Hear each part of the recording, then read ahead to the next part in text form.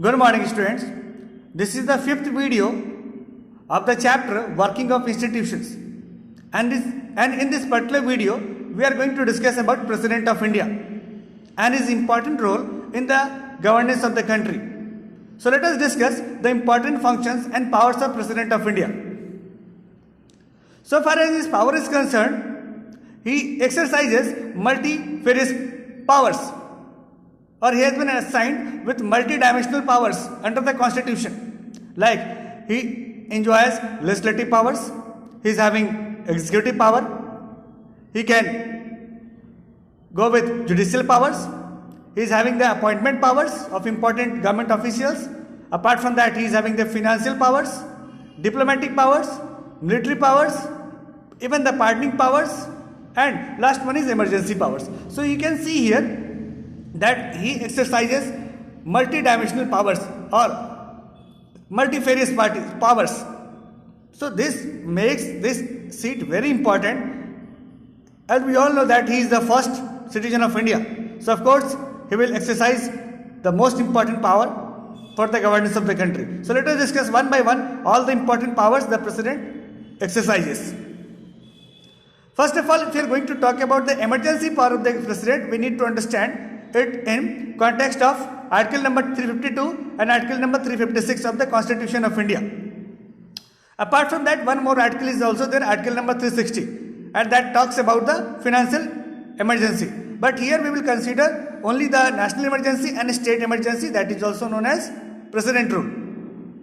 Now, under the emergency power of the president, the Constitution has granted under article 352 that president can impose national emergency in the country if there is a threat of war or there is a threat of armed rebellion in the country. So in that context, in that particular time, at that particular time or in that particular event, the president can impose national emergency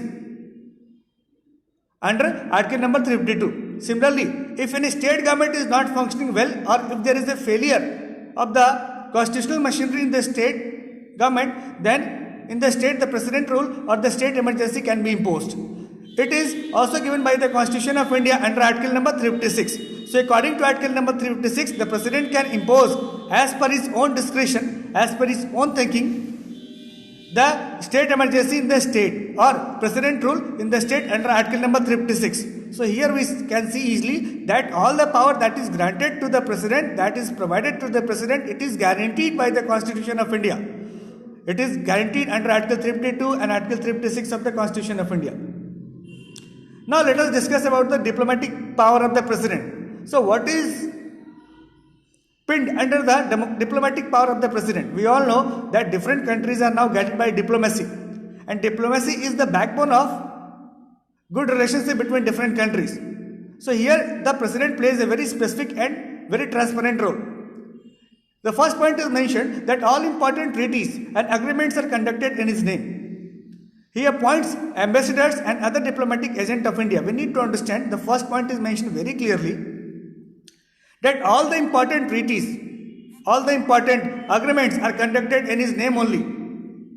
And he appoints ambassadors and other diplomatic agents of India. So we need to understand here, he is the most important man, and all the important treaties and agreements are conducted in his name only. I mean to say, different IAS officer, different secretary or any foreign secretary will go and he will sign. Even the Prime Minister will sign. But basically, all the agreements are conducted in the name of President of India. So his name will move here.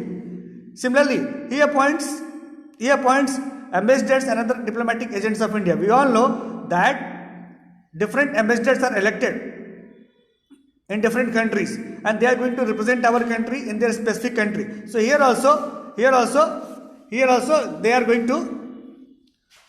to appoint important diplomatic agents and important ambassadors. So we need to understand here, he appoints various ambassadors and diplomatic agents of India under his name and seal.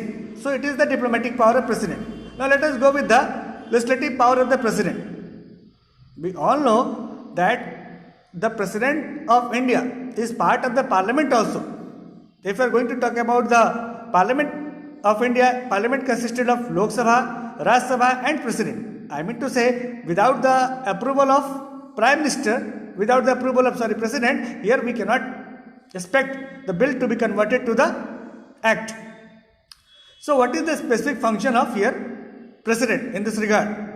The President summons, prorogues the House of Parliament. It is the duty of the President to call the meeting or to summon the House so that the meeting could be conducted in the Lok Sabha and Rajya Sabha. Similarly, if government is going to lose its confidence, or after the interval of 5 years, if the government is going to face the election, in that case also it is the duty of the President to dissolve the Lok Sabha so that new election or new member can hear. Okay. Similarly, we need to understand here also the member nominates 12 members to the Rajya Sabha. Here the third point is very important. Here the President nominates 12 members to the Rajya Sabha. We all know that Rajya Sabha is having 250 members. So out of 250 members, 12 members are nominated by the President of India. So these 12 members are nominated in the Rajya Sabha by President of India. Similarly, if there is a provision of joint sitting of Parliament, in the joint sitting of Parliament, President is going to address the meeting of joint sitting of Parliament. And the bill, any bill, will get converted into law only with his approval only. I mean to say, without his signature, without his seal and signature, we cannot expect any bill to get converted into the law. And similarly, it is very important to understand that President on the advice of Prime Minister can issue an ordinance. And ordinance is very, so what we saw here that we saw that President on the advice of Prime Minister can issue an ordinance. So what is an ordinance? We need to understand this. Generally, law making process is done in the Parliament. But in case Parliament is not in session, we all know that Parliament is generally not in session in around all the year. So if Parliament is not in session and suddenly, all of a sudden, the government requires some law, then in that case, the ordinance will be passed by the President of India and it will carry the equal type of weightage and force as equivalent to law. So ordinance is nothing but the temporary law that will be signed by the President of India. So President will become here the law making body. Now come to the executive power of the President. The most important task of President is to appoint the Prime Minister of the country. And with the advice of Prime Minister, he make other appointments like Attorney General, Chief Justice of Supreme Court and High Court. Similarly, he appoints the member of UPSC, Chief Election Commissioner of Union Territories or Governor of the states. And every appointment in central government is made or in Union Territory is made under his name, under the name or under the authority of President. So here, if anyone is going to get the appointment letter, in that case, he will get the appointment letter of the Government of India and the letterhead will be endorsed by the President of India. So we need to understand here the name or the authority will be the President of India. Now, what about the judicial power of the President? So we need to understand here that apart from all the powers that we discussed, he also enjoys the judicial power. He can grant pardon to the prisoner. A prisoner who is in the jail, he can make appeal to the President. And President can pardon his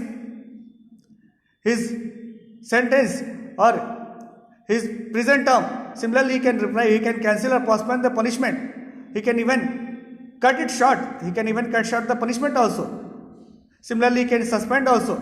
And even he can if the punishment is regarding the court martial, he can perform some action regarding this. So here, judicial power of the President is very vast. He has been given power to overrule the judgment or overrule the punishment that is given by the judiciary. So here you can understand the judicial power of the President.